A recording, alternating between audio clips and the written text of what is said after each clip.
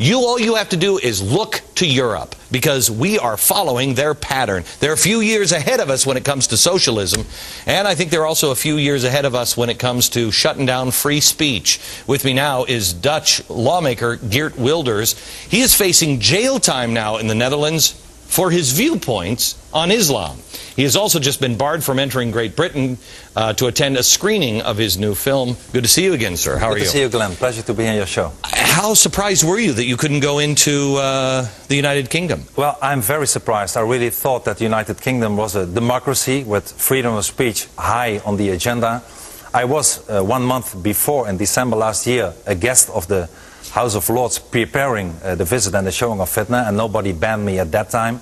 And then a few days before I went to the United Kingdom, I got a letter delivered by the UK ambassador in The Hague saying that I would not be welcome because of my views on Islam and my short film Fitna.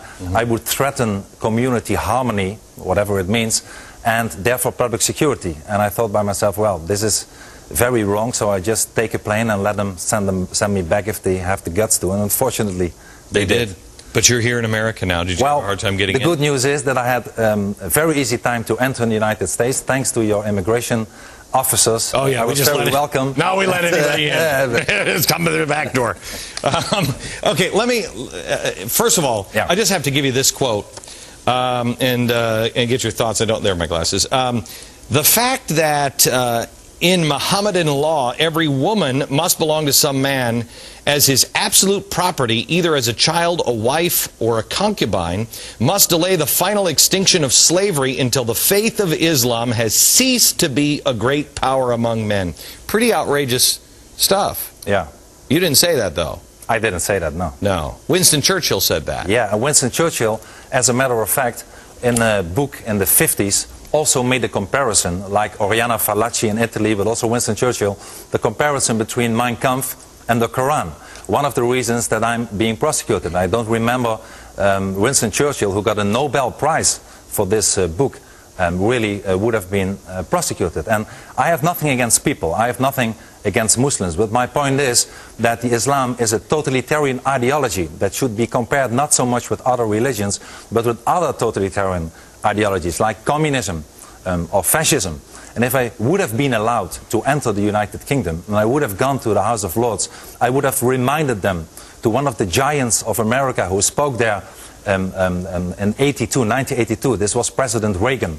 And President Reagan in the House of Lords, while warning for communism, said that if history teaches us anything, it teaches us that self-delusion in the face of unpleasant facts is folly.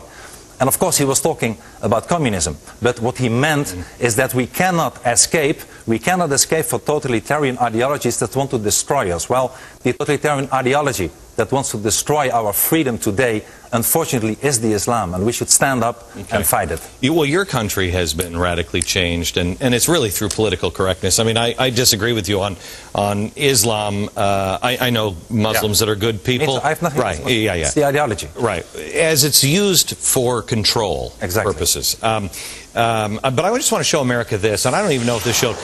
On television here in the United States, we had somebody, can I have a little bit more than 30 seconds?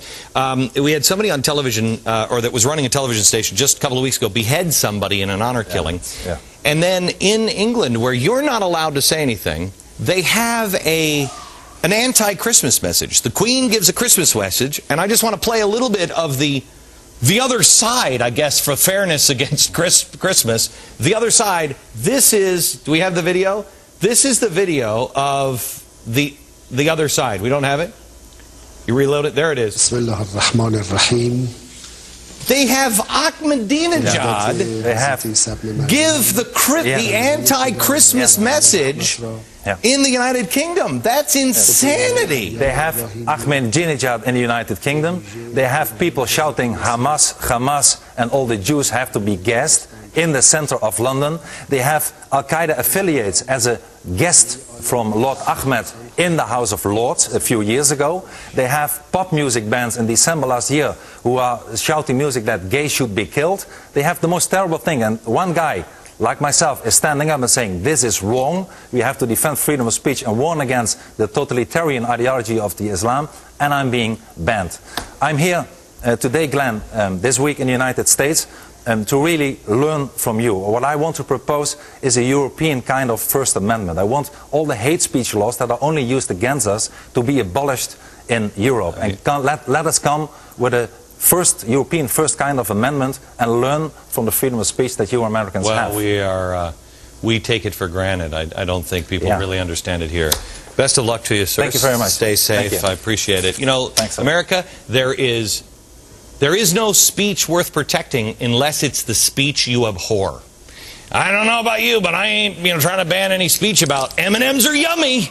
I'm okay with that. For more of my take on the road that we're on and the road to socialism, go to Fox.